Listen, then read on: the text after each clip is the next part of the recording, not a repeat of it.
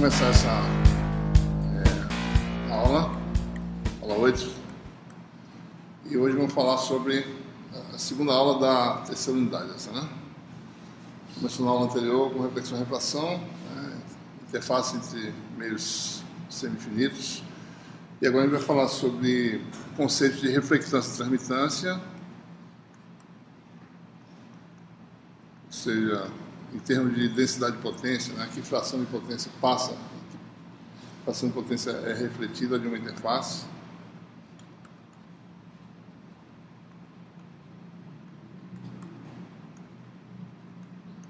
E também vamos falar sobre alguns fenômenos interessantes que podem ocorrer. Um deles é chamado, fenômeno conhecido como reflexão interna total. Então, a possibilidade, dependendo da escolha dos meios, das propriedades eletromagnéticas dos meios, você pode ter reflexão total numa interface. Né? E também você pode ter transmissão total, dependendo da polarização da onda incidente. Né? Transmissão total. E a gente vai ver que isso pode ocorrer em um ângulo específico, que é o ângulo de Brewster.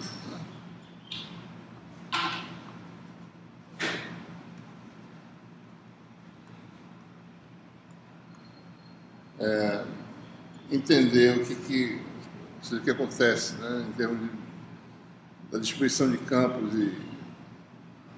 nas interfaces, mediante esse fenômeno aqui de reflexão total, requer também que a gente conheça muito bem esse conceito aqui de conservação de energia, né, reflectância de potência e transmitância de potência.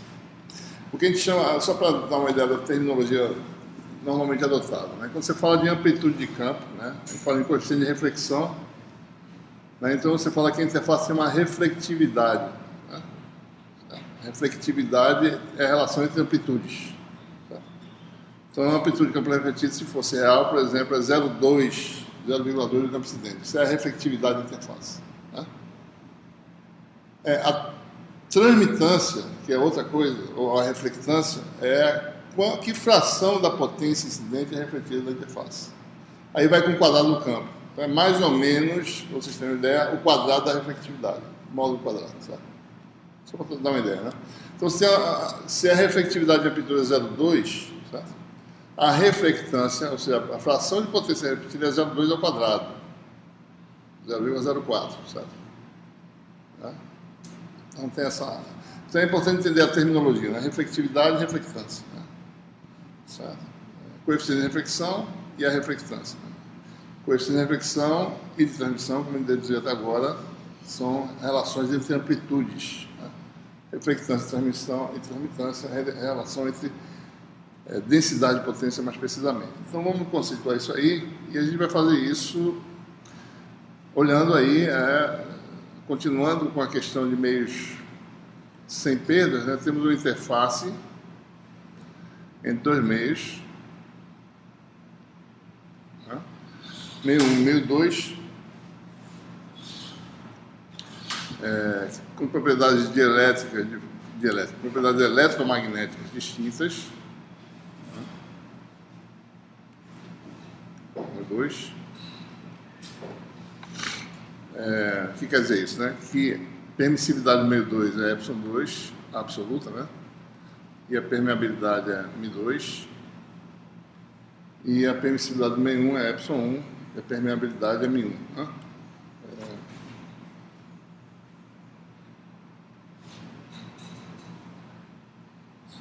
Certo? Então, vamos fazer um paralelepípedo, ou seja, vamos admitir que tem uma onda incidente nessa interface. Né? Então, a gente sabe, da aula anterior, que se você tem uma onda incidente, qualquer que seja a polarização, você tem uma onda incidente aqui, essa onda forma um ângulo aí qualquer, né? Aí você tem uma onda refletida e uma que é transmitida ou refratada. A orientação desses vetores de onda relativamente à direção normal não são necessariamente as mesmas, né? Então essas ondas a gente sabe que se tem um ângulo de incidência igual a um de reflexão, né? θ duas linhas é igual a θ, né? E o θ linha é diferente, tem uma lei de Snell que a gente deduziu. Certo? O que a gente quer fazer aqui é o seguinte, independente da polarização, vamos fazer um volume fechado aqui e ver como é que é a questão da potência, né? Como é que fica a questão do fluxo de potência que entra nesse paralelepípedo, que sai e que passa para o outro lado, né? Então é isso que a gente quer fazer. Certo? Vamos novamente desenhar aqui interface, fazer um paralelepípedo aqui em torno dessa interface, qualquer tamanho, certo? A hipótese inicial, essa hipótese desse, só para a gente ter ideia, você não quer ter ideia de como as coisas funcionam, a nossa hipótese é que os meios não têm perdas, são meios, a gente está longe de ressonância, né? Os meios são meios materiais sem perdas. Certo? Então tem um paralelepípedo, aqui o meio 2, aqui o meio 1, né?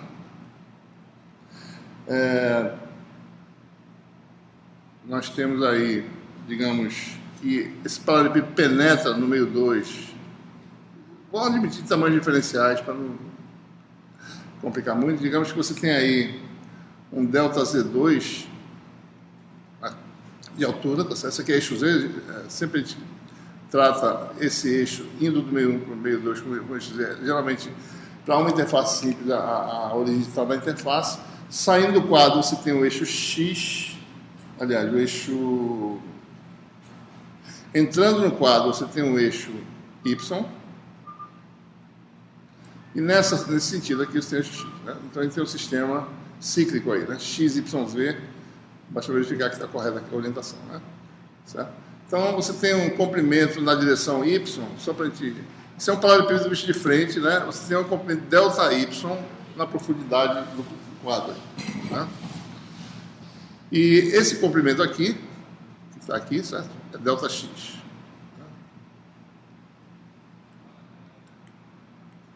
Então você tem uma onda plana que incide na interface. Lembre-se, a onda plana é uma idealização, a gente já falou isso anteriormente. Ela preenche todo o espaço, certo? Então a onda plana ela existe em todo o espaço. Usamos a onda plana para modelar coisas que são reais, certo? Mas a onda plana ideal, que é um harmônico, preenche todo o espaço. Então, você tem uma onda incidente que ela está fazendo isso aqui, certo? Só para ilustrar, né? Eu não vou desenhar isso o tempo todo, mas só para dizer que todo espaço tem onda incidente. Em todo espaço vai ter onda refletida, certo? Eu não vou botar aqui para não conturbar muito a figura, né? Onda refletida. Em todo espaço vai ter onda transmitida, certo? Então, isso que a gente quer fazer. Com essas ondas, ou seja, aqui nessa interface tem onda chegando, vou botar uma de uma cor e uma saindo, certo? Bota aqui uma... Nessa interface, está tudo aqui preenchido por onda, né? Ondas planas, cuja direção é mais ou menos essa aqui, certo? Aqui está fazendo isso, aqui também está, certo? Aqui também tem onda chegando, né? Nessa interface, certo? Né? Então esse é o campo incidente, ou seja, tem uma densidade de potência associada a esse campo incidente que está em azul. Existe um campo refletido, certo? Que está associado a esse vermelho aqui, né? E o campo refletido, ele permeia todo o espaço. Então vai ter aqui componente aqui, certo? Componente aqui saindo, né? E nessa parede aqui também, né? Isso é no meio 1, certo?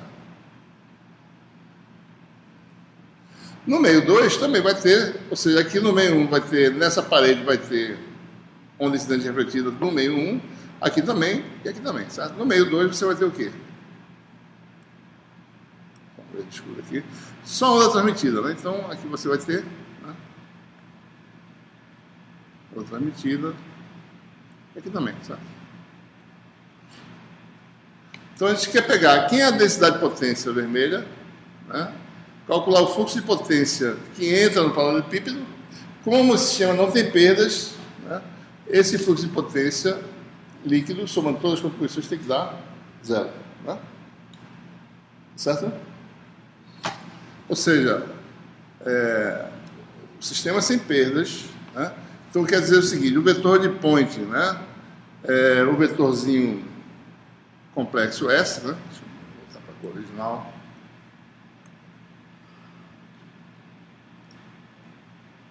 Quer dizer o seguinte, que a parte real do vetor de point, certo? Né? Ou seja, o fluxo, a parte real, né? Da densidade de potência integrada na superfície fechada que limita o volume, tem que dar 0, certo? Essa é a condição para o sistema sem perdas. Ok? A gente está admitindo aqui, eu quero calcular o fluxo de potência tanto para fora ou para dentro, para facilitar, vou calcular para dentro, né? Fluxo de potência para dentro. Então vai ter o fluxo de potência nessa parede. Digamos que a potência que chega, certo? Que é azul, né? Vou chamar de essa potência que chega aqui. Vou chamar de S, né? O vetor S, certo? A potência que volta no meio 1 é o S duas linhas, de acordo com a nossa terminologia. O vetor de potência é S duas linhas. Tá? E o que passa para o outro meio, tá certo? O refratado, né? Esse é o meio 1. No meio 2 você vai ter só a potência transmitida representada pelo vetor de point S', né? Ok? Então o fluxo para dentro, né? A normal é a X, tá certo? A normal é essa aqui, né? Para dentro aqui, para dentro para cá, tá certo? Essa normal é a X, essa aqui é menos a X, essa normal aqui é a Z, né? Aqui também você tem a X menos a X, e aqui em cima tem a Z, menos a Z no caso, né? Então vamos calcular. Bom, como esses tamanhos são diferenciais, né? Isso aqui é delta, eu esqueci de colocar, aqui é delta Z2 e aqui é delta Z1, certo? São todos os tamanhos diferenciais, né? Então essa áreazinha diferencial, essa integral é simplesmente produto da projeção na direção normal, né? Então aqui você teria quem? Contribuição da direção X do S, certo? SX, que é o vetor de point incidente. Então já integrando vai dar SX, né? Parte real, certo? Deixa eu só lembrar que é a parte real. Vou botar assim, certo? De SX. Essa área vai ter o quê? Delta Z1 vezes a profundidade, que é delta Y, certo? Área, né? Todos eles contêm em comum delta Y, tá certo? Observem que os campos não variam com Y. Posso já tirar esse delta Y, o delta Y eu vou tirar, porque ele vai estar presente em todas as classes. Vai ser o fator de escala. Delta Z1, delta Y, que está aqui fora, isso aqui vai ser cancelado, né? SX, mais esse aqui, tá certo? S duas linhas X. Então posso botar assim, né? Já em evidência. Nessa parede vai dar SX mais SX duas linhas. Delta Z1, delta Y. Tá? Mas nessa parede aqui vai dar menos, né? Certo?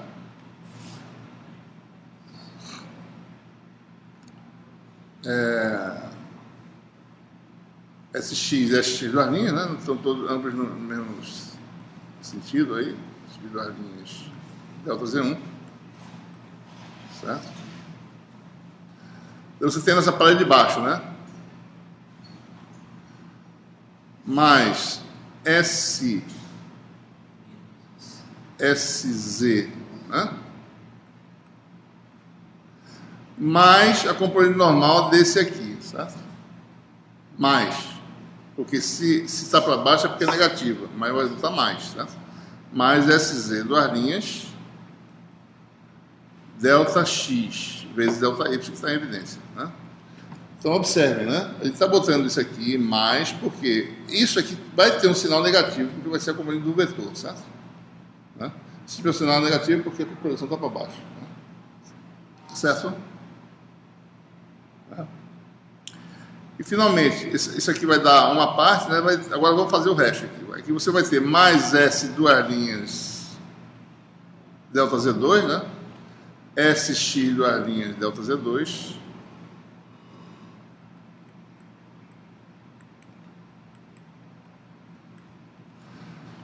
Aqui você tem de novo, né? Mais SX duas linhas vezes menos AX, vai ficar menos SX duas linhas delta Z2 na outra parede.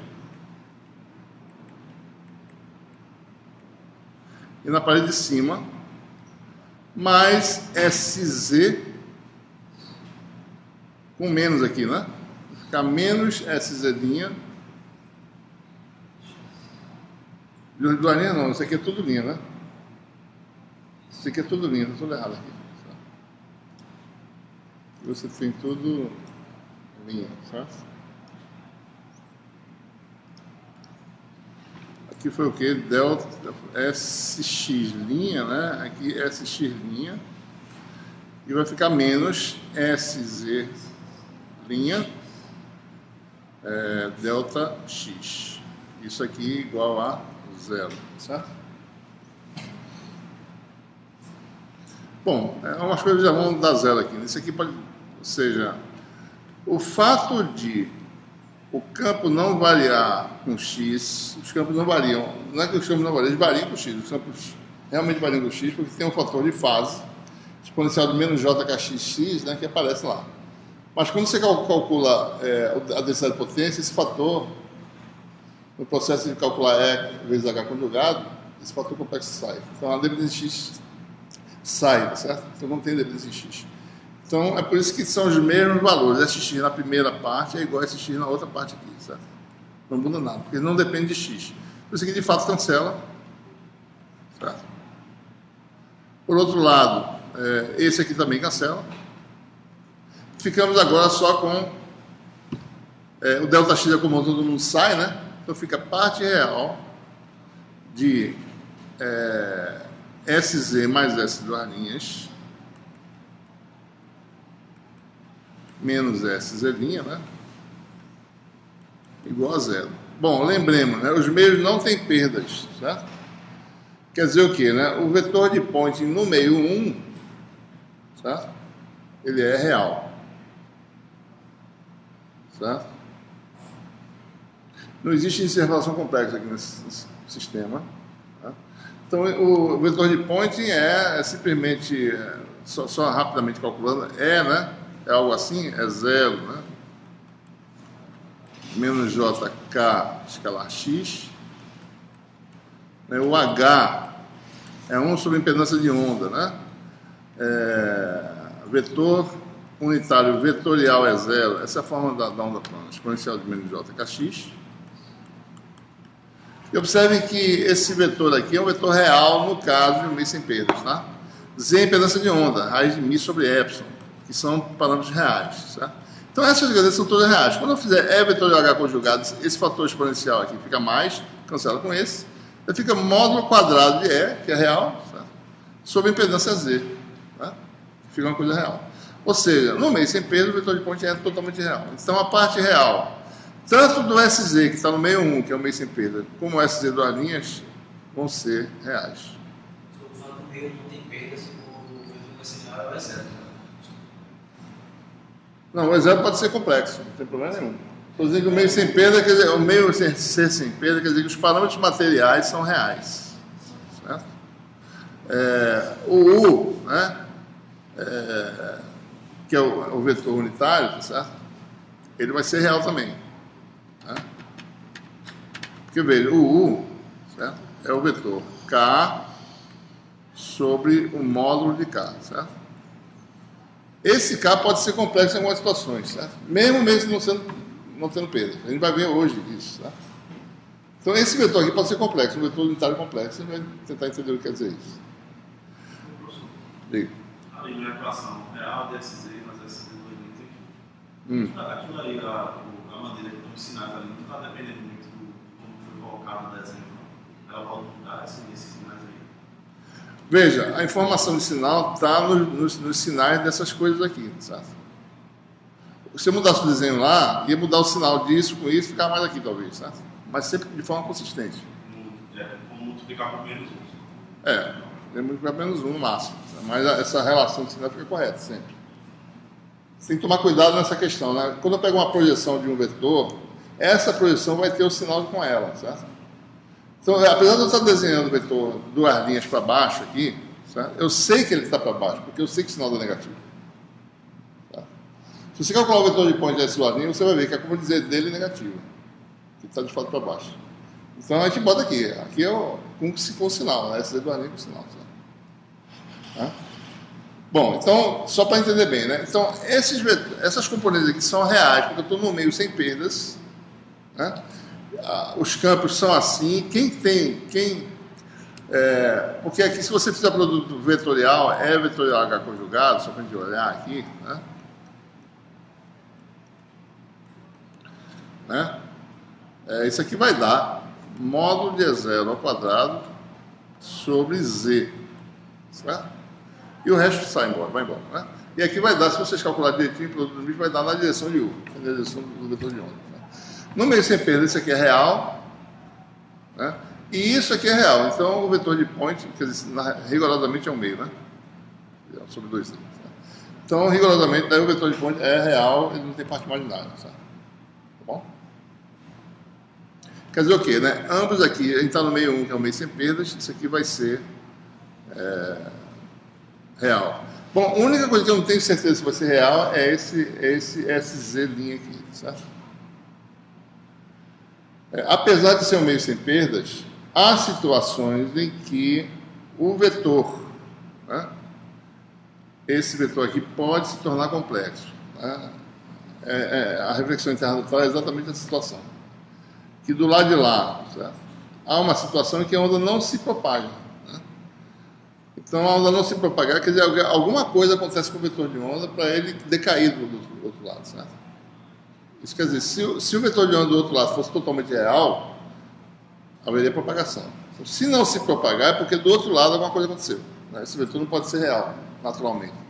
Então, a gente vai deixar essa possibilidade em aberto, certo?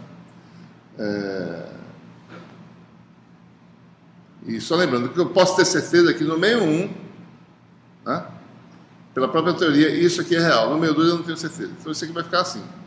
A conservação de energia, quer dizer, SZ,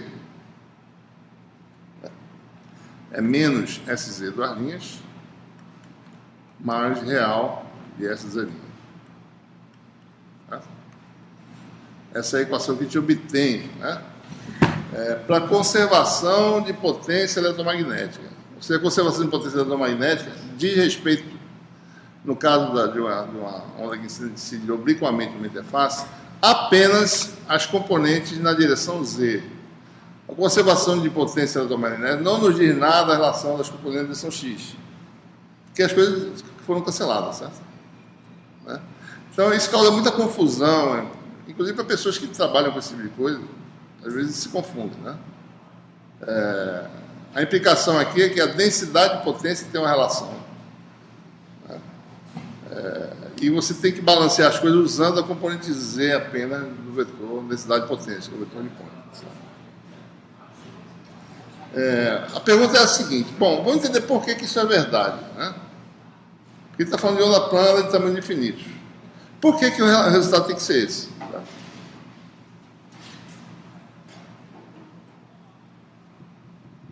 Então, observem, né? Vamos pegar aqui uma interface e vamos usar nosso bom senso, né? Para tentar determinar o que a gente... Se eu tiver um feixe, né?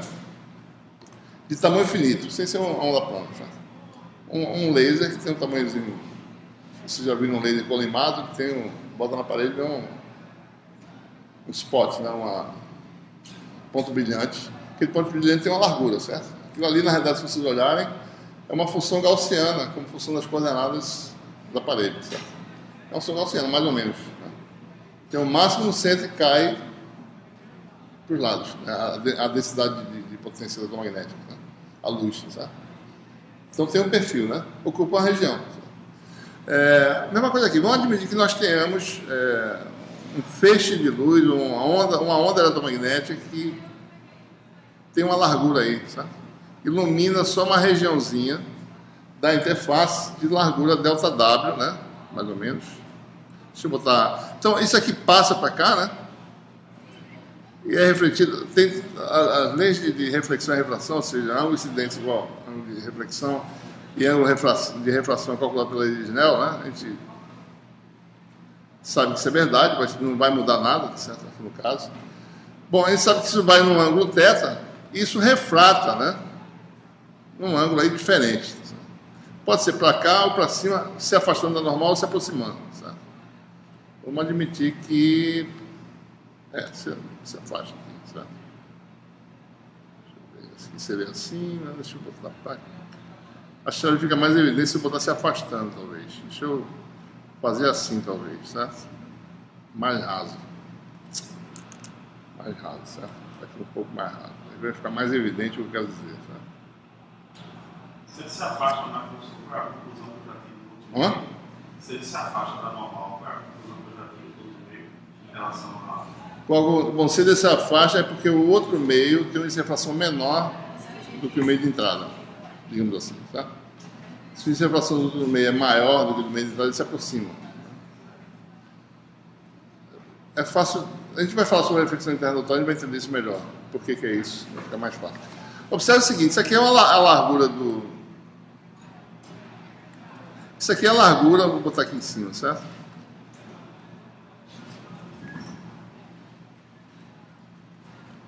A largura dessa região iluminada é ΔW. Né?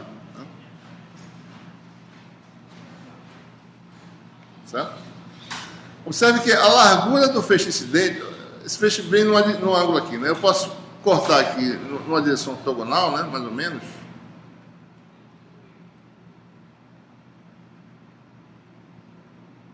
E chamar isso aqui de ΔL, certo? Então, esse ΔL é ortogonal à direção de propagação. E aqui você tem também, como esse ângulo de refletido é igual ao ângulo incidente, essa largura ocupada é a mesma, ΔL, certo? Bom?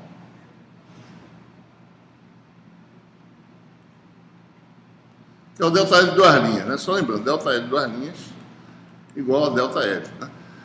Só tem uma diferença. Essa região ocupada, por haver refração, essa região ocupada aqui é diferente dessa outra, certo? Um comprimento, nesse caso do exemplo que eu estou mostrando, um comprimento menor, né? O ΔL linha, certo? O que o bom senso nos diz? Né? Se esse meio não tem perdas, a potência eletromagnética que entra é igual à potência refletida total mais a potência transmitida total, certo? Tem que ser, não pode ter desaparecer energia aí, certo?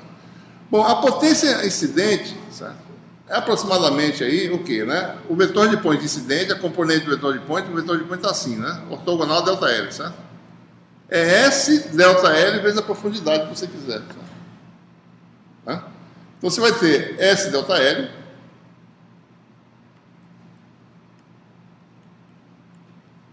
é igual a quem, né? S duas linhas, que é o vetor de point. Vetor de point transmitido para cá, certo? ΔL duas linhas, que é igual a ΔL, né? Mais o S'. Vamos admitir que esse fenômeno de reflexão total não existe, então o S' também vai ser real, certo? Isso é só uma análise semi-quantitativa, né? Só para a gente entender por que deu aquele resultado lá. Mais S', ΔL linha, certo? Ok? Então, isso aí é bom senso, né? A potência que entra é igual a potência transmitida, mas uma potência refletida. Não esqueça esse sinal agora, certo? Só análise. Eu estou botando agora realmente o S para cá, certo? Vezes a normal para cá. Então está tudo certinho aqui, né? Certo? É tudo positivo, né? São módulos de vetores, certo? Bom, por outro lado, o que é ΔL, né? Isso aqui tem um ângulo, tá certo? Que eu não mostrei. Aqui tem um ângulo. Só lembrando, né? Aqui é o ângulo θ de incidência e o ângulo de refração, certo? É θ'. Né? Ora, ΔL é ΔW cosseno desse ângulo aqui, certo? Esse é ortogonal a esse aqui também é θ, né? Esse aqui é θ, certo? Cosseno desse ângulo aqui, ΔW cosseno de θ. S ΔW cosseno de θ é igual a S duas linhas também ΔW cosseno de θ. E aqui vai ser o quê? Aqui você tem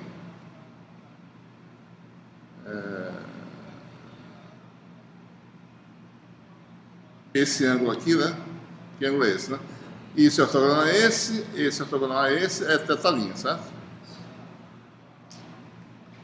Delta W, o quê? Cosseno de θ'. Delta W aqui, né? Certo? Mais S. O que é isso aqui? Duas linhas? Não, isso aqui está errado. Né? O que é isso aqui? O que eu fiz aqui? Peraí.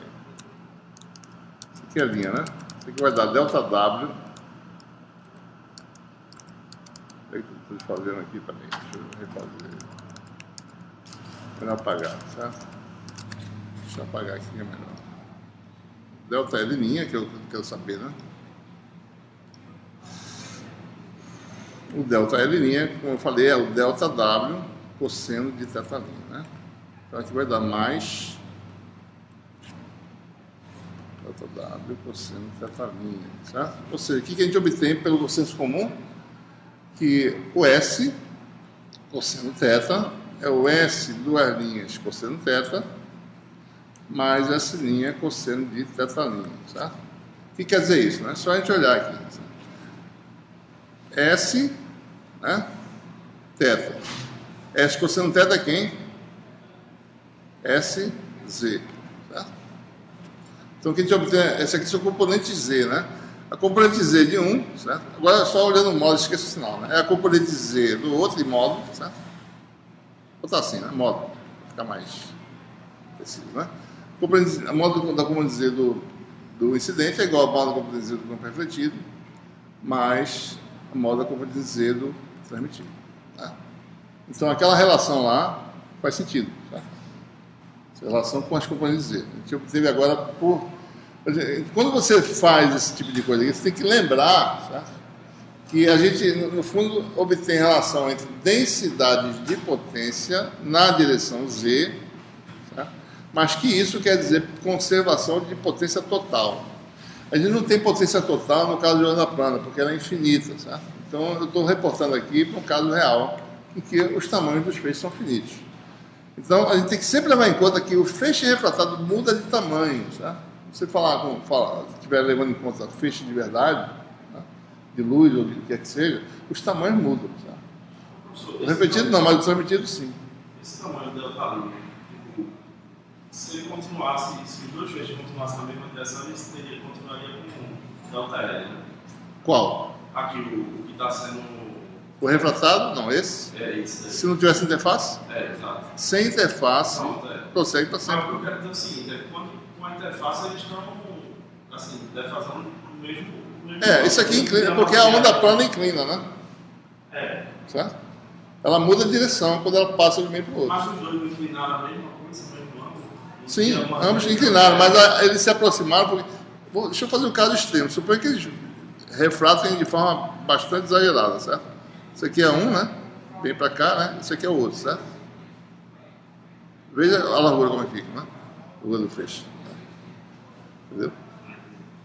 Então, e chega um ponto que fica praticamente em reflexão total, fica a largura zero praticamente, né? Então, só para mostrar para você, a conservação de energia, você sempre lembre que, no fundo, o que se obtém é relação entre componentes Z, certo? Ok? Esse é o resultado. Bom, estamos agora prontos para calcular a reflectância e transmitância, a partir dessa observação aí, né? Então, o que a gente tem, né? Só lembrando, a equação básica é que S', né? S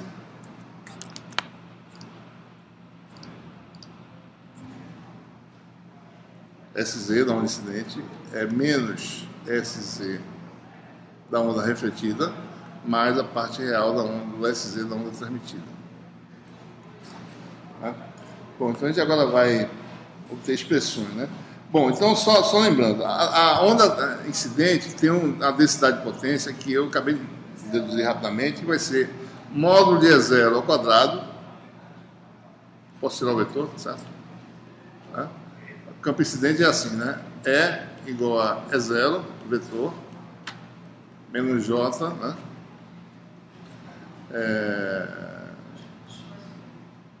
Deixa eu ver como é que eu estou escrevendo. JK, só para a gente lembrar aqui, escalar x. O k é o vetor de onda no meio 1. O que é k? Tem uma componente x, lembre-se, né? Eu estou aqui, ó, fazendo isso na direção. O vetor está contido no plano xz, que é o vetor da x, aqui é o vetor az, né? O k é uma componente x que eu chamo de kx sempre, né? Kx a x. É uma componente z que a gente chama de k1, certo? Tá? A componente z eu chamo de k1, para não ficar com dois índices, k1, kz, etc. Certo? Mais k1, porque eu tenho dois meios, 1 e 2, então no meio 1 a componente z é chamada de k1. Tá? Então isso é o vetor de onda no meio 1. A onda refletida, né, vai ter um vetor de onda k duas linhas, que vai ser kx a x, né, menos k1 a z. A única coisa que faz é mudar o sinal da componente z do vetor de onda refletida. E o vetor de onda transmitido vai ter um k' que é kx a x, né, mais K2 a Z. O que a gente falou na aula anterior é que as componentes de todos os vetores de onda são iguais, né, para você poder casar quando você encontrando todos os pontos da interface, senão você não conseguiria fazer isso. Né?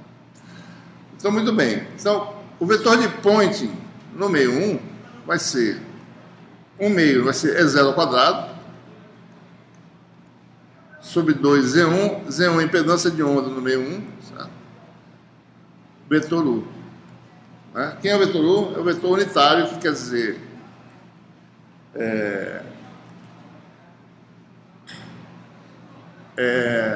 isso aqui vai dar kx a x mais k1 a z, né, sobre índice de refração do meio 1, k0. Ok?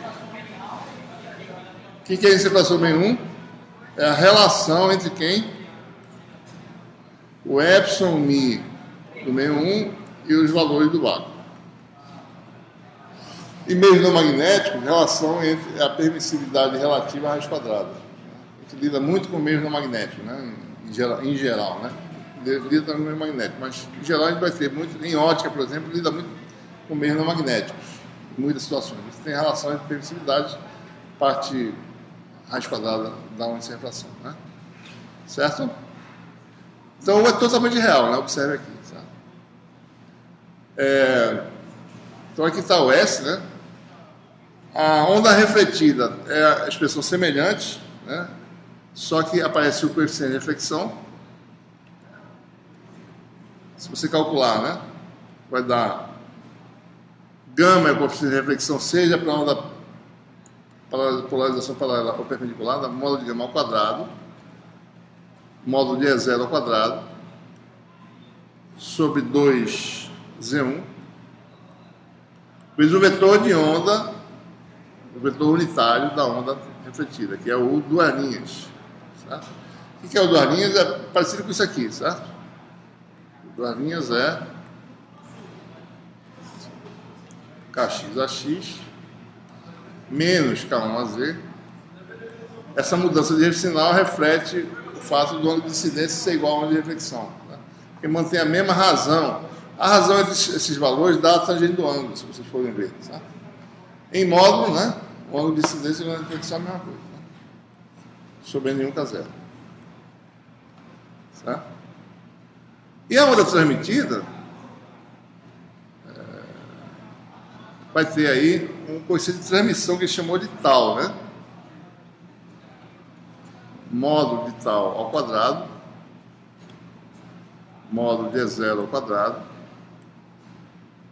sobre 2E2. Aí que aparece uma parte importante, né? Vamos calcular aqui para a gente poder chegar a esse resultado, certo? Vamos calcular o vetor de point no meio transmitido, porque aí a gente tem que tomar cuidado. A onda transmitida é dada por E igual a tal E0 exponencial de menos J K2 JK assim. J, índice de refração no meio 2, K0. O vetor de onda U, né?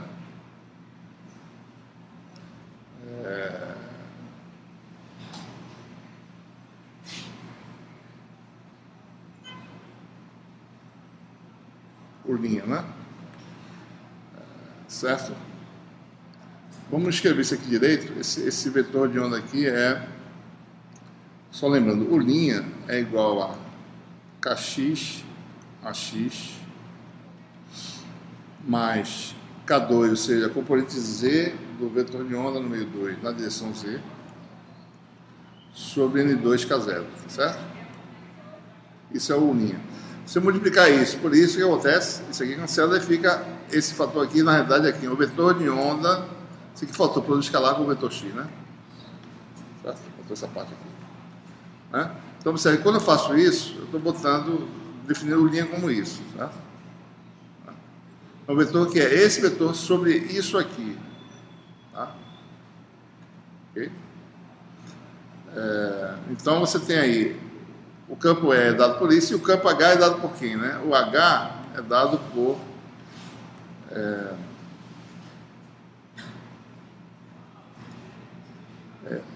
o linha vetorial. Eu esqueci aqui de botar, esse aqui é o vetor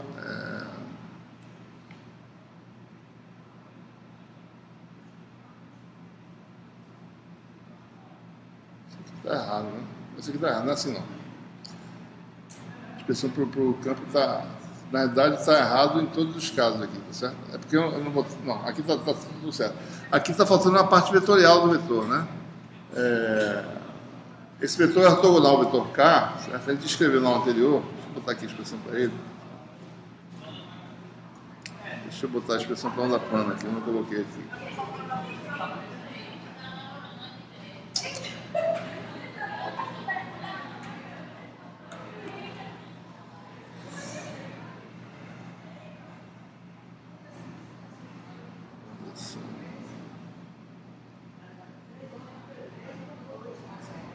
Vou fazer o seguinte, vamos colocar. Deixa eu ver se. Nossa. A linha.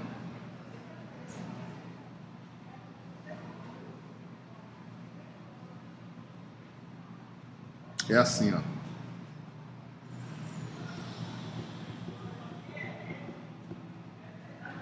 É assim. Faz assim, tipo, falta o H aqui, né? Deixa eu calcular esse H direitinho aqui, a expressão correta, para poder entender bem. Isso aqui é o Elinha, né? A gente quer calcular. Bota ele aqui embaixo, tá? Bota aqui embaixo. O Elinha, né?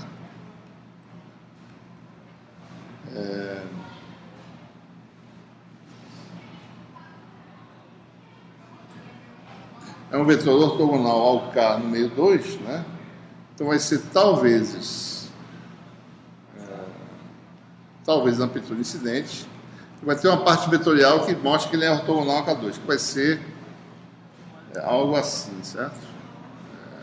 Talvez pudesse colocar K vetorial K2 AX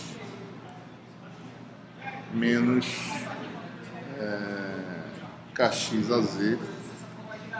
Observe que isso é um vetor, isso aqui é um vetor ortogonal ao K, né? Você observa que eu mudei as posições do KZ com o Kx, certo? Mudei o sinal. Esse vetor ortogonal ao K. Tá? E dá a direção do campo transmitido sobre N2K0. Então o módulo disso aqui dá 1, tá? Então o módulo do campo transmitido é tal é 0, certo? Isso aqui dá módulo 1. Né? Exponencial de menos J N2K0 por linha escalar X, né? Bom,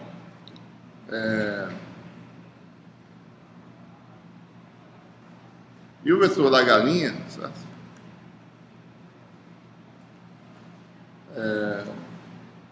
Vai dar algo assim, é o vetor na direção Y, né? Que vai dar N2K0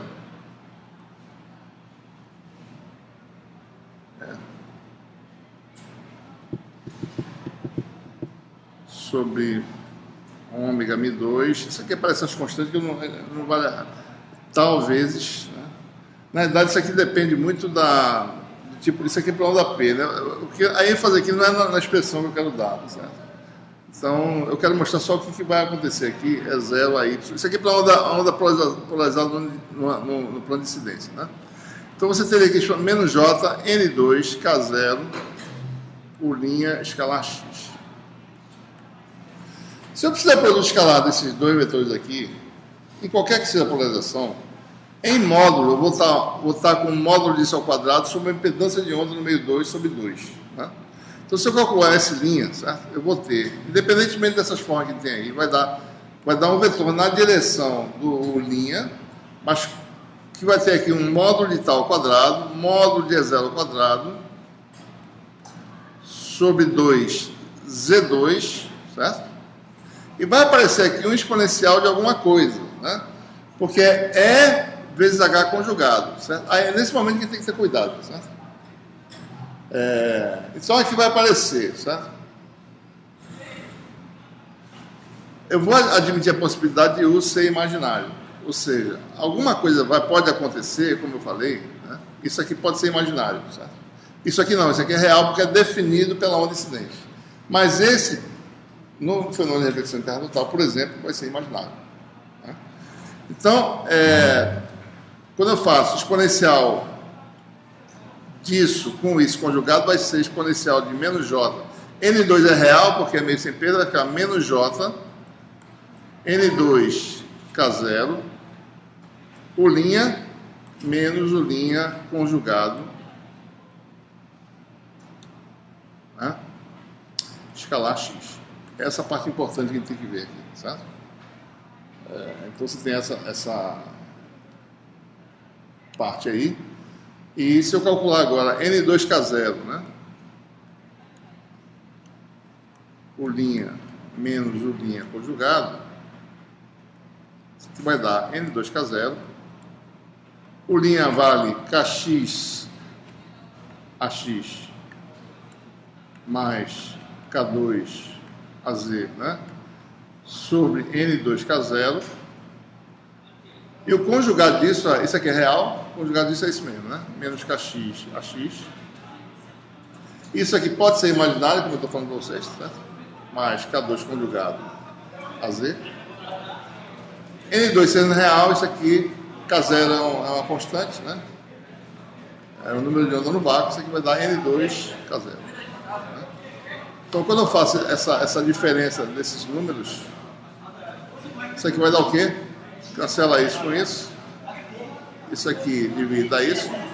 K2 menos K2 conjugado a Z. Aqui é a parte onde eu queria chegar. Então isso aqui vai dar K2, que é a componente Z número 2, do vetor de onda, menos o complexo conjugado dessa componente Z, a Z, né? Então esse que dá o vetor de Poynting, certo? No meio 2 para um meio sem perdas. Né? Eu estou deixando a possibilidade disso ter uma diferença. Então, ou seja, o S' é igual a tal 2 módulo quadrado é 0 ao quadrado em módulo sobre 2 Z2 exponencial de menos J K2 menos K2 conjugado Z, né? Escalar, né? Certo? Deixa eu voltar para cá.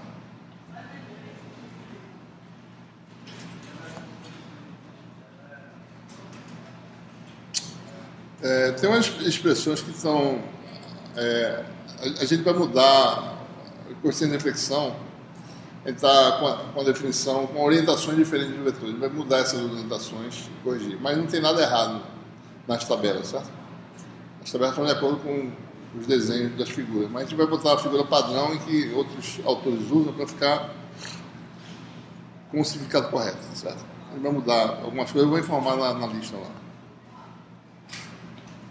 Na aula 7 já foi corrigido na aula, né? Falta corrigir na apostila alguns sinais, né? Algumas figuras, certo? Muito bem.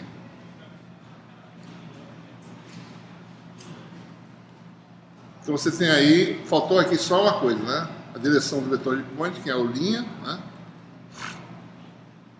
Certo?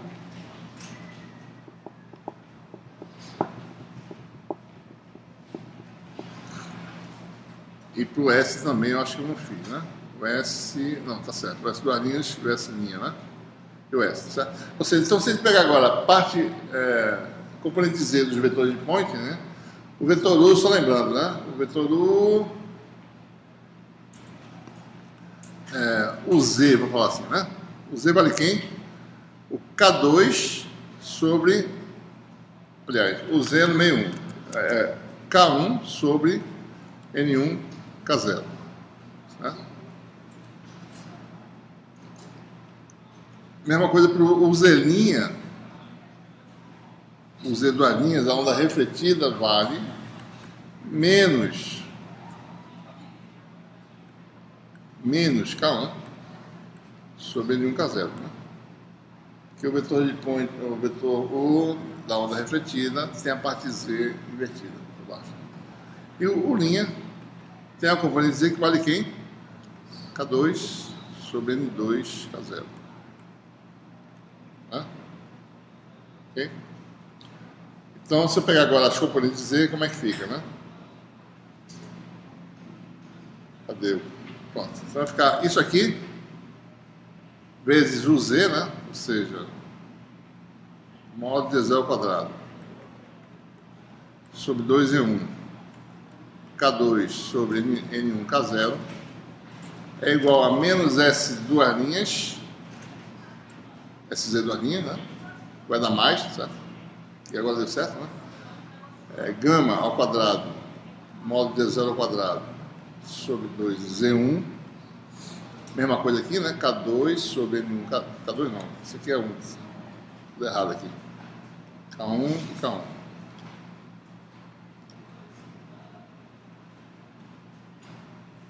E a outra componente que vai ser mais... Oi? Sobre K0, N1 K0. Mais tal ao quadrado, módulo de E0 ao quadrado, sobre 2Z2, né? K2 sobre N2. Só que não é isso, é parte real disso, né? Vou botar aqui a parte real. Aí vai ser a mais parte real disso aqui, certo? E falta aqui ainda uma parte, né? Que é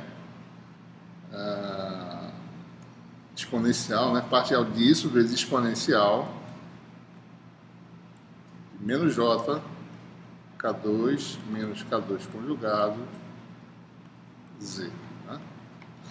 Isso vale em qualquer plano Z do lado de cima, certo? Isso, né? Isso aqui está calculado na linha do meio 2 num ponto Z qualquer, certo? Então, se você for para lugar diferente, isso aqui pode mudar. Isso aqui pode ser zero também, né? Pode ser que se K2 for real, isso aqui dá zero sempre. Se K2 não for real, isso muda à medida que você afasta. Tá bom? O exponencial está dentro da parte real. O exponencial normalmente é a parte Está dentro da parte. Tem que tomar cuidado aqui para lembrar que isso aqui tem uma coisa aqui por trás, sabe? Ok? Se eu calcular isso em Z igual a zero, o que acontece? Em Z igual a zero, isso aqui vai embora, né? Então ficamos com essa relação. Bom, vamos dividir aqui as coisas que são comuns aqui, certo?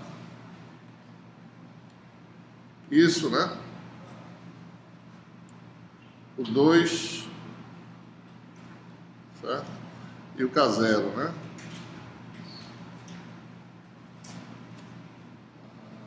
Tá aqui, certo? E aqui tem... Isso aqui é só K0 que eu botei. K0, né? K0. N1 é o mesmo... Bom, enfim, você mexendo nessa expressão, você vai ver que vai dar o quê, né? Vai dar... essa relação aqui, certo? Módulo de gama ao quadrado. Bom, observe que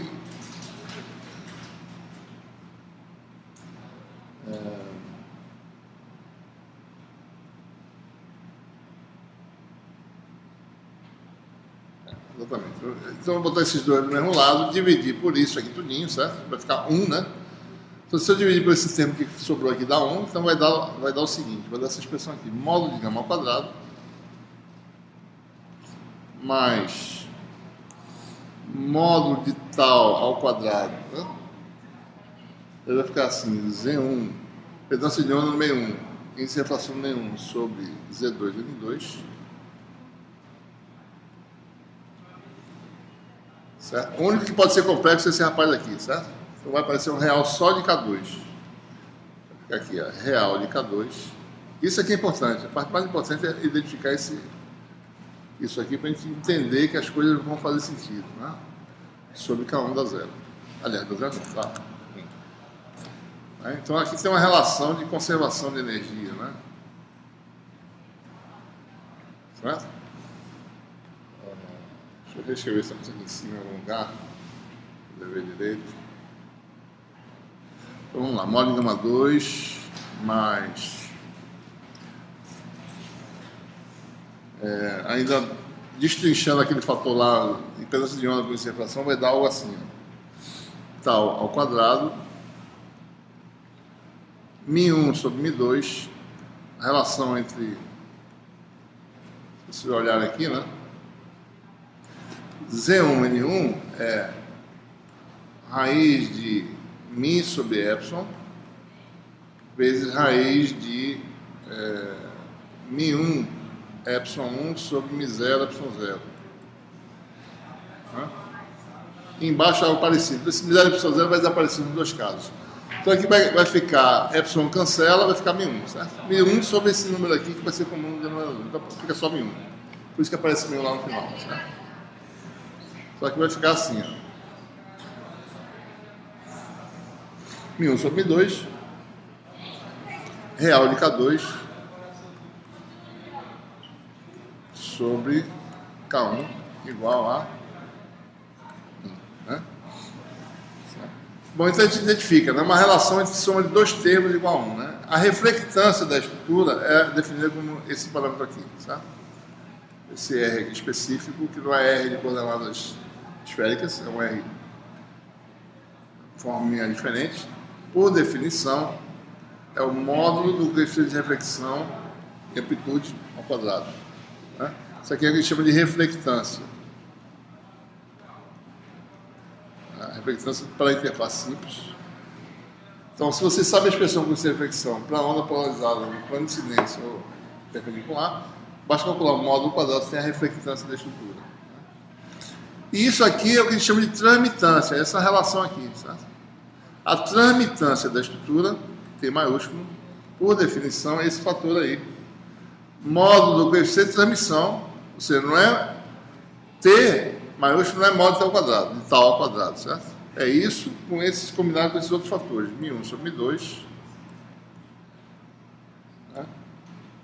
Real de K2 sobre K1. Isso aqui a gente chama de transmitância.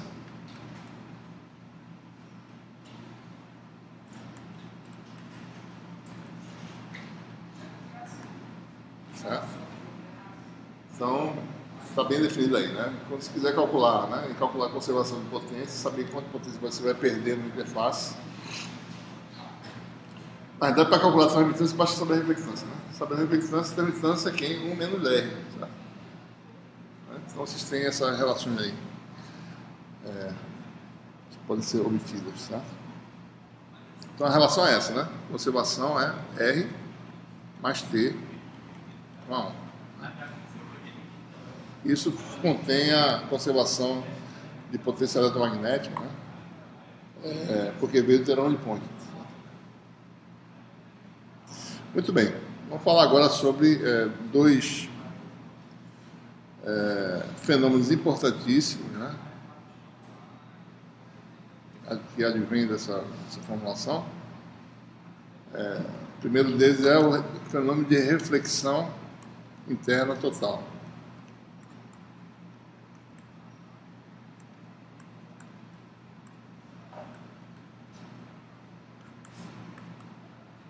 Vai ver isso do ponto de vista dos ângulos envolvidos, né? Quando isso ocorre, mas também que acontece com a potência, né? De que forma os campos se comportam. Sabe? Ora, se você vem de um meio, tá certo? O índice de refração N1, né? O índice de refração N2, nós sabemos que se eu vier de um meio para o outro,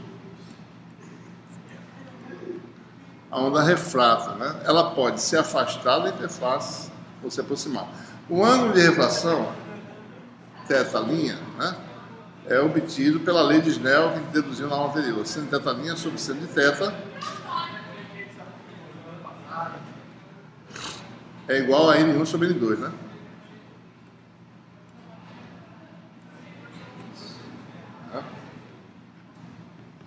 Se N1 for maior do que N2, deixa eu ver se está certo isso.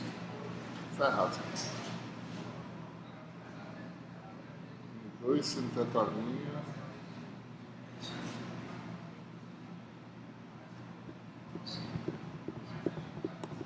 É o contrário, né?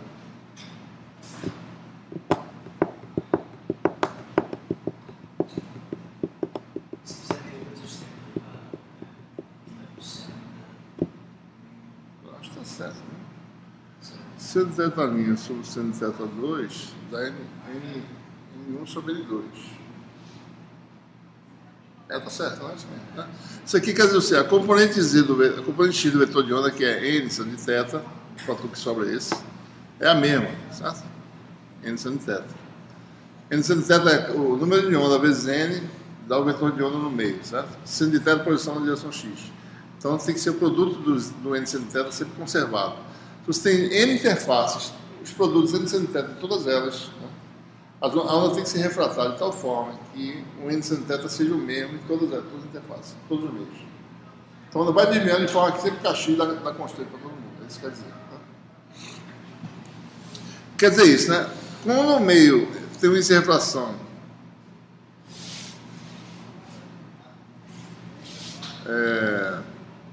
maior, o meio de entrada tem um índice de refração maior que o meio de saída, quer dizer que isso aqui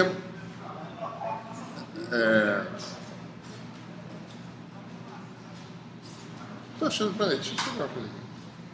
N1 maior que N2, quer dizer que o seno de θ', certo? É maior do que o seno de θ, né? Ou seja, o ângulo refratado vai ser maior do que o ângulo incidente. Então a onda tende a se afastar da interface, né? E vice-versa. Então a gente pode ver uma possibilidade em que você, dependendo da escolha desses parâmetros, esse ângulo se torna tão grande, né? Chega a ficar igual a π sobre 2. Tá? Então existe um ângulo, no caso em que N1 maior que N2, isso pode ocorrer. Não ocorre no caso contrário, certo? Se N1 for menor que N2, então esse aqui é menor que 1, então a refração é menor do que a incidência. Então a onda se aproxima do normal. Então, nesse caso, pode ocorrer num valor crítico do ângulo de incidência, chamado do ângulo crítico, θ igual a θc, tal que θ' se transforma em π sobre 2. Então, isso ocorre em que ângulo, né? Basta calcular aqui, né? Seno de θ' sobre seno de θc daria o quê? Né? Seno de π sobre 2 que dá 1. Seno de θc igual a N1 sobre N2. Então, o ângulo crítico pode ser determinado para uma interface, né, em que N1 seja maior que N2. Seno de θc vai ser N2 sobre N1. Então, esse chamado ângulo crítico, certo? É um ângulo crítico que ele chama para ocorrer o que ele chama de reflexão interna total. O que acontece nessas condições, né? Certo?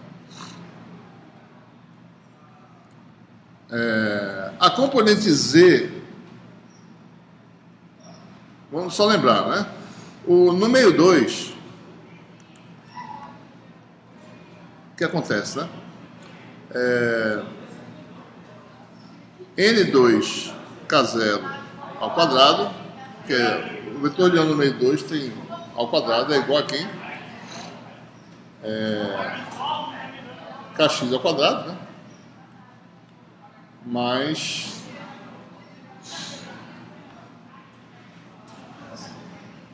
mais Kz ao quadrado, né? Mais K2 ao quadrado, certo? Né? Então, eu posso... Oi?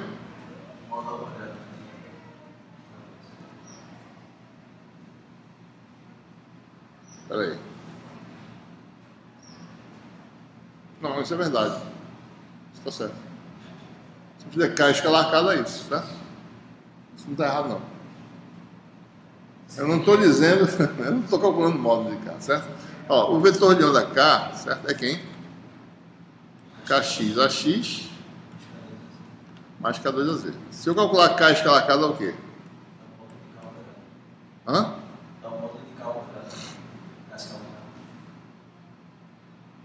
Certo, mas isso aqui, o módulo dele vale N2K0, certo? É real.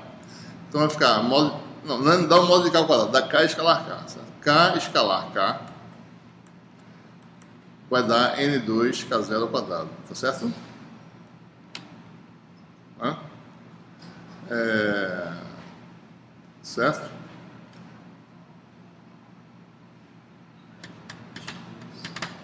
Espera aí, só um minuto, deixa eu ver uma coisa aqui. Isso aqui, K escalar K. Porque essa relação veio já de lá. Vai dar Kx ao quadrado mais K2 ao quadrado é igual a N2K0 ao quadrado. Certo? Isso está certo. Tá? Bom, quer dizer o quê, né? K2 ao quadrado é igual a N2K0 ao quadrado menos Kx ao quadrado. Certo? Bom, quando o Kx é quem, né? Kx vale N2K0 seno de θ', né? Vou botar em termos dos ângulos, né? Então, o K2 ao quadrado vale N2K0 ao quadrado 1 menos seno ao quadrado de θ', certo? É isso que a gente quer mostrar aqui. Certo? Ora,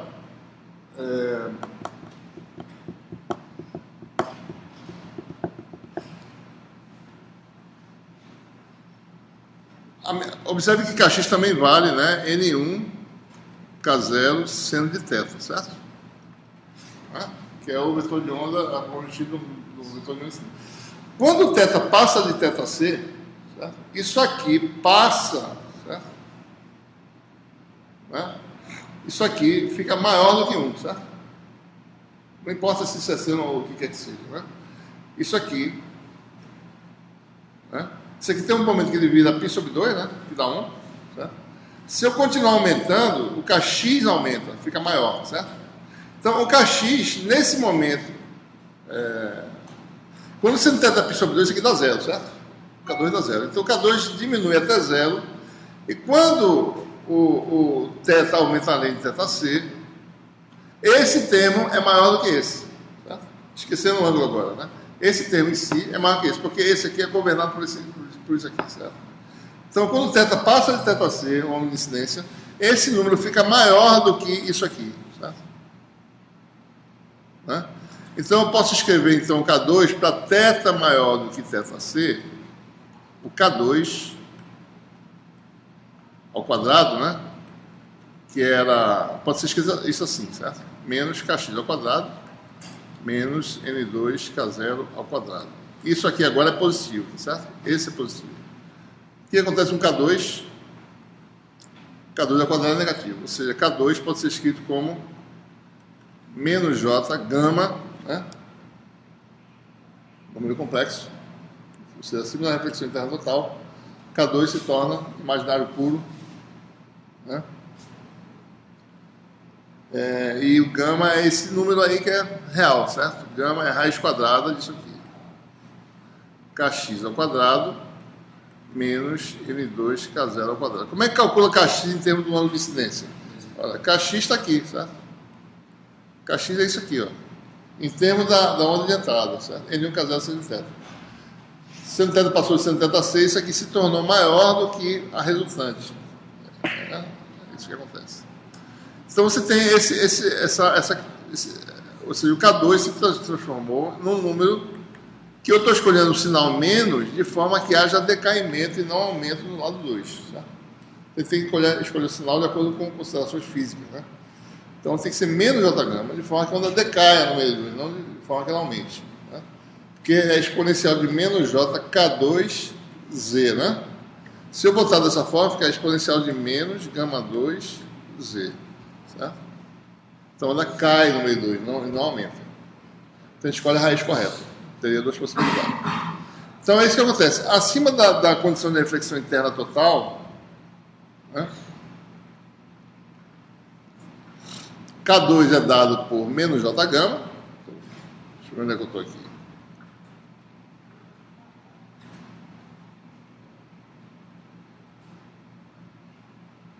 Então, aqui está as consequências. A coeficiente de transmissão fica como a transmitância, né? É módulo de tal ao quadrado, está aqui. μ1 sobre μ2 real de K2 sobre K1, né? Bom, para θ maior do que θc, o que acontece? K2 é menos J gama, é um número imaginário puro. Real de K2 vale 0. Transmitância vale 0. Nada passa para o outro lado e a reflectância vale 1. Tá? Então, acima, né? Para θ maior ou igual a θc, é essa condição que acontece. Tá? Transmitância vai para 0 e a reflectância vai para 1. Tá? O que acontece? Então, aqui tem uma figurinha que ilustra mais ou menos essa situação, certo?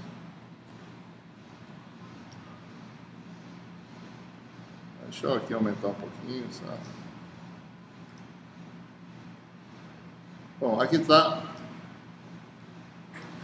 mais ou menos a onda incidente, né? Ela reflete totalmente o que acontece do outro lado, né? Se você for olhar aqui, né, do lado de cima, a onda penetra exponencialmente, né? Com um fator aí, né? Que é o fator exponencial, né? O vetor de Point, né? O quadrado é menos 2 gama 2Z. Então, o vetor de Point no meio 2 cai exponencialmente, mas não se propaga.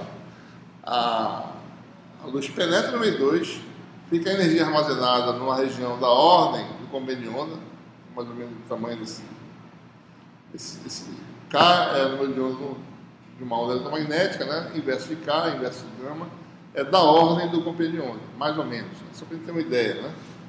Então, visível, um micron, quer dizer, um micron não, infravermelho bem próximo, que é um micron, dá 1000 nanômetros, né? É mais ou menos essa extensão, 2000 nanômetros, ou seja, 2 microns de penetração dentro do outro lado. Mas você fica uma parte de energia armazenada, é como se a onda batesse, penetra um pouquinho e volta, certo? Mas não há perda no sistema. O sistema não está perdendo energia. A energia está guardada aqui, armazenada, né? Entra, o que sai é o que entra, né? E fica uma parte lá que fica não sendo utilizada para nada, a parte armazenada. Né? Oi? Energia eletromagnética. Energia reativa. Que não serve para nada, fica lá parado, certo? Campos eletromagnéticos trocando de um para o outro. Fica lá. Se você botar um defeito na superfície, se tiver uma poeira, daí você vê a poeira, certo? Se você não tiver uma superfície perfeita, se estivesse olhando do outro lado, né, uma feixe de luz, imagina um feixe de laser batendo por baixo, né? Se você olhar, deixa eu fazer um desenho. Se você está em cima, observando em cima o efeito, aí você vê um feixe de laser, né, tem um tamanho infinito. Sobre a reflexão interna total, aqui tem uma região de iluminação, mas só que você não vê, certo? Porque seu olho está aqui, né? Seu olho está aqui, você está olhando para isso aqui, você não está vendo nada, não tem luz vindo para você, certo?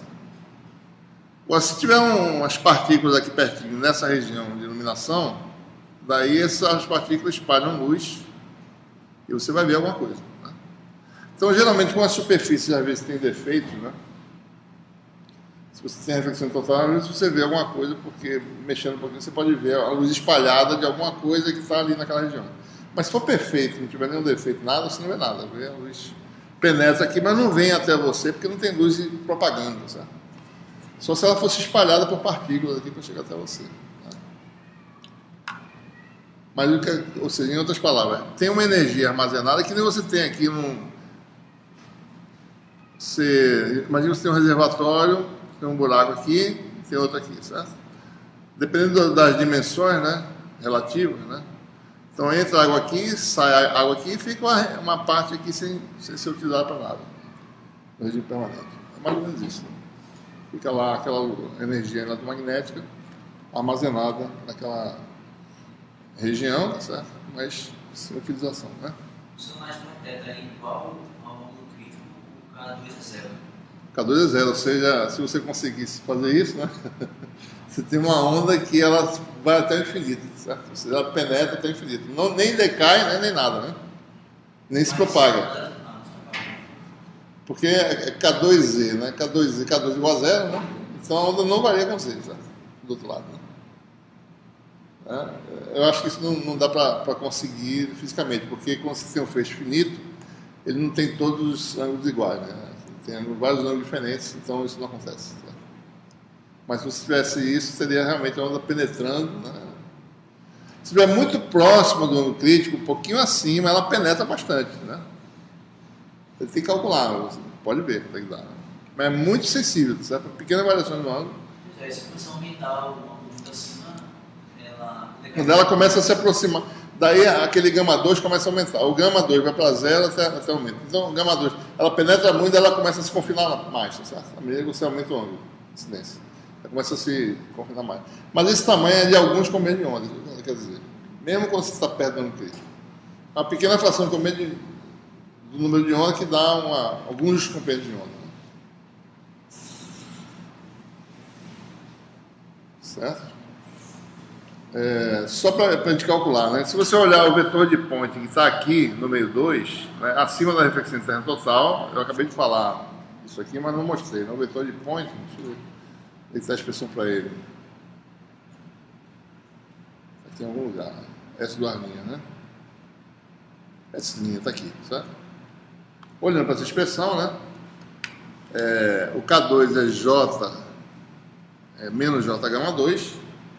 K2 conjugado então, menos J, né? Com menos... O K2 conjugado é J gama 2, né? Então, isso menos isso, dá menos 2 vezes, com menos vai ficar menos 2 gama 2. Isso aqui vai dar menos 2 gama 2 Z, né? Você teria isso aí. Certo? Observe que existe um vetor de point no meio 2. Tá? Esse vetor de point tem componentes na direção X e na direção Z. Certo? Observe que o linha aqui, né? O linha vale quem? Só vocês observaram, né? É o KX AX mais K2AZ, que é menos J gama AZ sobre N2K0. Então, o vetor unitário se torna um vetor complexo. Né? Tá? Se vocês calcularem, então, a gente pode calcular o componente X e Z do vetor de point, né? O componente X e Z tem a ver com isso, né? Então, observe. Componente X tem esse número real associado a ela, certo? Então, eu posso botar aqui, vai ser Kx sobre K0, tem umas constantes aí, mas eu quero colocar aqui, módulo de tal ao quadrado, é 0 ao quadrado, sobre 2N2E2, não se preocupar muito com os fatores aí que aparecem, certo? Mas com a dependência funcional da grandeza. Deixa eu apagar isso aqui. E aí aparece aqui também a exponencial de menos 2 gama 2 Z, certo? Né? O vetor de point no meio 2 tem esse comportamento aí.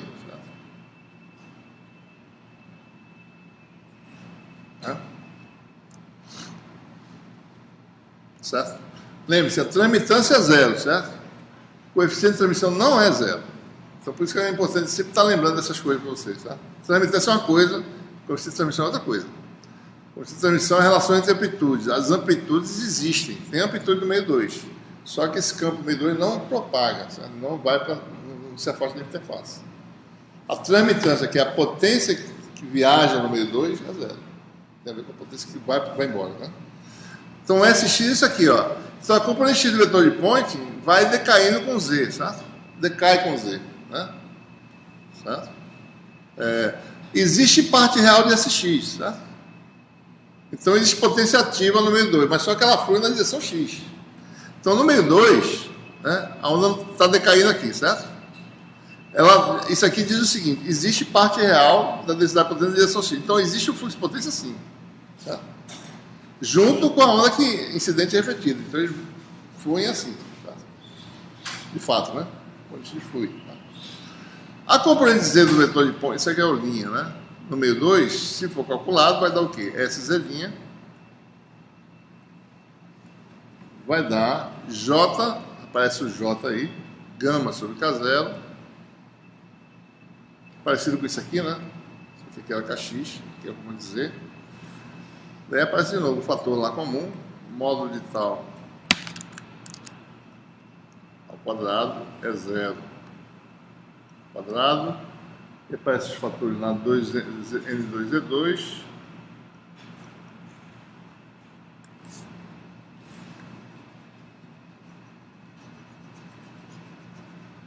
e aparece o fator importante que é menos 2 gama 2Z. Observe, né? A componente Z do vetor de point no meio 2 é imaginária. Real de SZ' dá quanto? Zero. Porque se não fosse zero, tinha fluxo potente na direção Z. Não tem. Tá? Então isso diz que não existe nada fluindo para longe da interface. Certo? Então tudo faz sentido, tudo tem que ser, né, bem interpretado para poder. Bom, segundo fenômeno interessante é o ângulo de Brewster. Eu vou mostrar já um gráfico para vocês verem mais ou menos como é que essas coisas são observadas experimentalmente, né? A gente observa isso no laboratório, essas funções, né, que a gente estava falando aqui.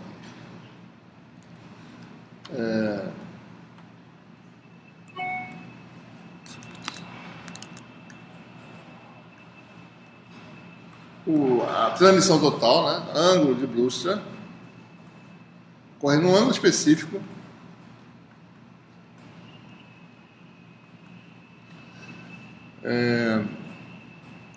para polarização paralela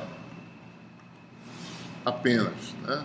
Se vocês forem procurar essa condição de transmissão total para polarização perpendicular, vocês não vão achar, não existe. Vocês vão verificar que só se os meios forem no mesmo meio, aí não são meios distintos, né? Ou seja, quando o campo elétrico está no plano de incidência, né? Quando o vetor E é paralelo ao plano XZ, plano de incidência, certo? Se a gente olhar uma das expressões de coeficiente de reflexão para a onda P, né, que é a polarização paralela, né, chama de onda P também, Z2, impedância no meio 2, cosseno de θ2, se a gente for cosseno de θ', no caso, né, menos Z cosseno de θ sobre Z2 cosseno de θ'. Isso é uma forma de expressar a coeficiente de reflexão usando impedância de onda, né? Que também é uma expressão familiar para quem trabalha com linha de transmissão, né? Isso aqui é a impedância de onda para polarização paralela, né? Se você fosse calcular a relação entre campos tangenciais, dá exatamente essa razão. E tangencial sobre H tangencial dá isso aqui, certo? Porque E tangencial é cosseno de θ, o fator de escala, né? Certo? Então, para a onda P é isso, né? E para a onda S, que para polarização perpendicular, né, tem outra expressão que não vai levar à condição de transmissão total. Certo? Deixa eu só ver se é verdade, tá? Porque eu acho que esses meios não magnéticos não deveria ter, mas deixa eu só ver uma coisa aqui.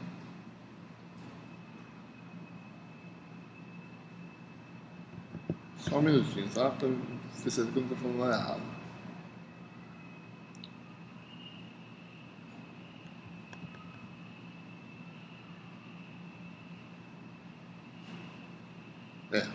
Certo? Então, só para a onda P- que ocorre, né? É quando isso aqui, ou seja, quando a reflectividade for zero. Se a reflectividade for zero, a reflectância, que é o módulo quadrado, vai dar zero também. Então quer dizer que T igual a 1, né? Se eu tiver R igual a zero, o T tem que dar 1. A transmissão total. Tá? E R é quadrado de módulo de gama quadrado. Então se eu fizer isso aqui, certo?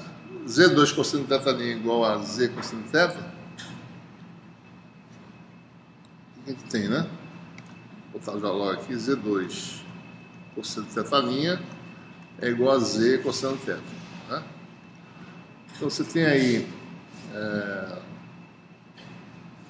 a de epsilon sobre μ, né, no caso, μ sobre epsilon.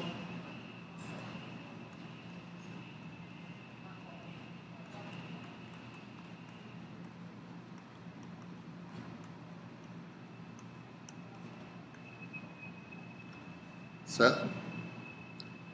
E aí, a gente trabalha um pouquinho com isso. Tem, junto com essa equação, tem a lei de Snell, né? Certo? Só para a gente... Então, isso aqui vai acontecer para θ igual a um ângulo específico, né? θB, certo? Então, o ângulo de Brewster vai ser para um valor específico do ângulo, tal que essa relação seja verdadeira. Essa é uma relação, né? Então, você tem raiz quadrada, no caso, né? Cosseno de θ' igual a μ1 epsilon 2 sobre μ2 epsilon 1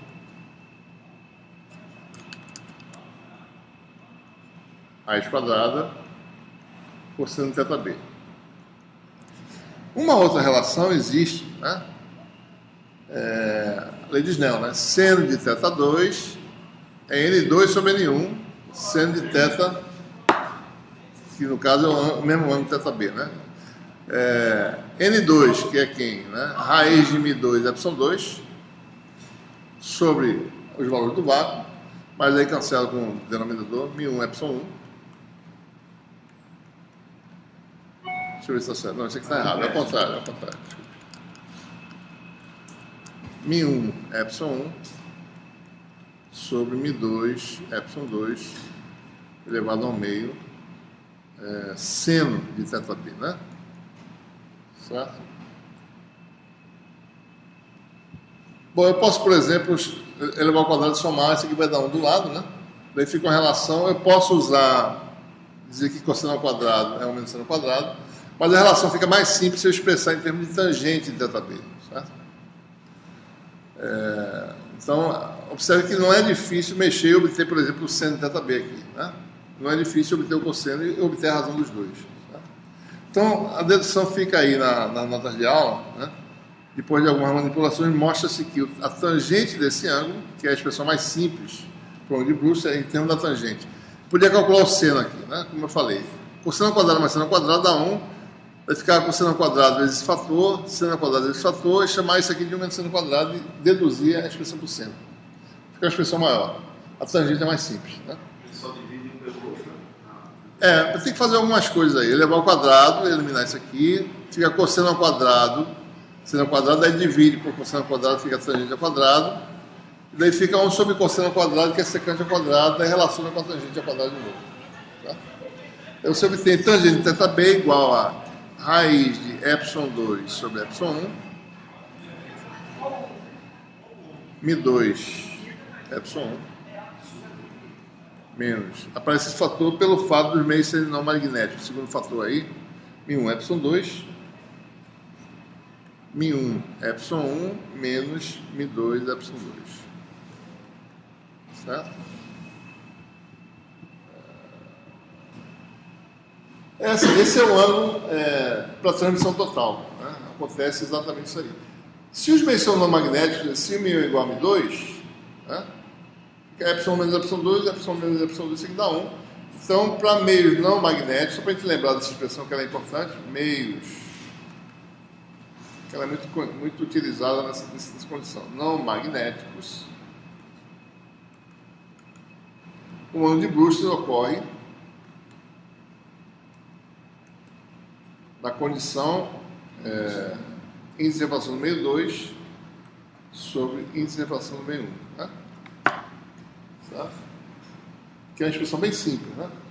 Relação entre índice de refração. Lembre-se o ângulo crítico, né? Seno de θc é N1, N2 sobre N1, desculpa. Né? Ângulo crítico existe para ambas polarizações, paralelo ou perpendicular, POS. O seno do ângulo crítico é N2 sobre N1, que é o mesmo valor da tangente do ângulo de Brewster.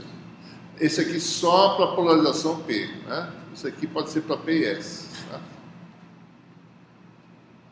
Observe, né? Esse número aqui é igual a esse, certo? Tá? O seno de θ, só lembrando a relação entre seno e tangente, né? Para um dado ângulo, seno de θ é essa medida, né? Sobre essa, tá? E a tangente é essa sobre essa aqui, certo? Então, se o ângulo é um dado ângulo, o seno é sempre o quê? Menor do que a tangente, porque o denominador é maior, certo? Então, o seno do ângulo é sempre menor que a tangente do ângulo. Tá? Ora, então esses são ângulos diferentes, né? Para o valor do seno ser o mesmo da tangente, é porque esse ângulo tem que ser maior do que o ângulo de Brewster, certo? Precisa aumentar mais para ter o mesmo seno. Se isso aqui for θb, então eu tenho que vir mais para cá, certo? Aumentar um pouquinho para essa razão sobre isso aqui ser igual a isso sobre isso, certo? Ou seja, o ângulo crítico sempre é depois do ângulo de Brewster. Tá? Então, vocês quando olharem uma curva de reflexão de ângulo que tem para polarização paralela, no caso, que tem ângulo de Brewster, você vai ver que ele está um pouco antes do ângulo crítico. Tá? Que tem uma figurinha para mostrar para vocês isso. Esse ângulo valendo zero, os dois valendo zero, não satisfaz nada matematicamente. Não ocorre não, isso não. Para ângulo zero... A tangente de zero não é zero e o seno de zero também? Isso não. Não, isso só quer dizer que não tem componente x, né? O seno C0. O seno C0 quer dizer que não há componente x do vetor de onda. Não quer dizer que você tem transmissão total. Tá? Não aparece seno na expressão. Se fizer assim a extensão normal, não aparece essa condição. Tá? Isso é uma solução da equação, mas não é uma solução que dá transmissão total. É uma solução que zero igual a zero, quer dizer, na realidade, se você usar, entendeu? Mas daí tem mostra essa curva aqui, para vocês olharem mais ou menos, né? Como é que é. Isso a gente mede em laboratório, né? Essa curva aí, certo? De reflectância, né? É fácil medir, a gente tem aí no laboratório um reflectômetro que mede reflectância de estrutura, né? Aí tem os dois comportamentos das duas, né? Isso aqui é o caso em que você tem uma interface, digamos, vidro. Isso aqui foi calculado para vidro A, N igual a 1 aqui, e N igual a 1.5, né? É o vidro mais ou menos no visível, tem aproximadamente 1.5. Isso aí é o valor da reflectância como função da incidência θ, né? Aqui está chamado de θ1 no caso, né? θ1. Certo? Então é a fração de potência refletida de um, né? Seria. Então você tem aí, para a onda S, não...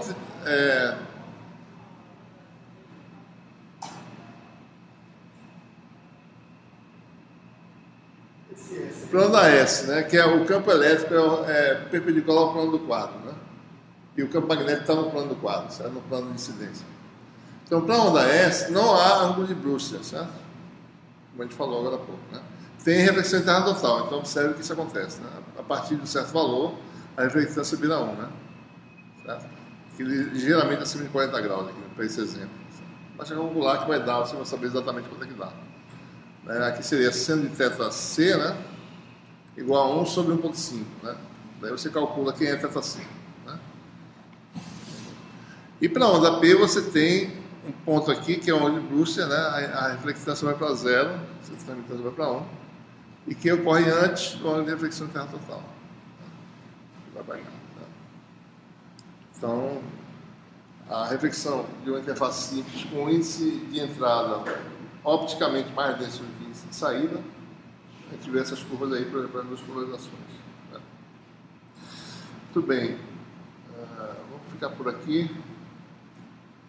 Na sexta-feira a gente fecha essa unidade com a última aula, a 9, né? Uma pergunta aí? Sobre a matéria aqui? Sobre esse S aí, eu não entendi esse S aqui. O S é ondas S, que são as ondas em que o campo elétrico é ortogonal para a incidência. Essa é a inicial de uma palavra alemã que eu não estou lembrado agora, não conhece, certo? Eu não estou lembrado. E P também, certo? P é a polarização em que o campo elétrico está no plano de incidência e o campo magnético é ortogonal para a incidência. Então, Isso é fácil verificar experimentalmente no recurso. você faz a curva, né?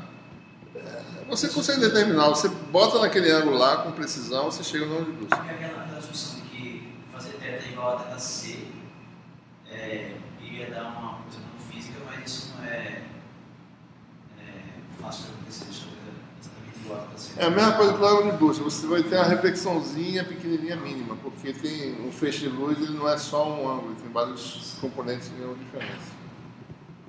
Certo? Se tiver também perda, né, a gente vai ver na aula seguinte que esse não é exatamente zero, é um pouquinho diferente de zero. Né? Certo? Ok?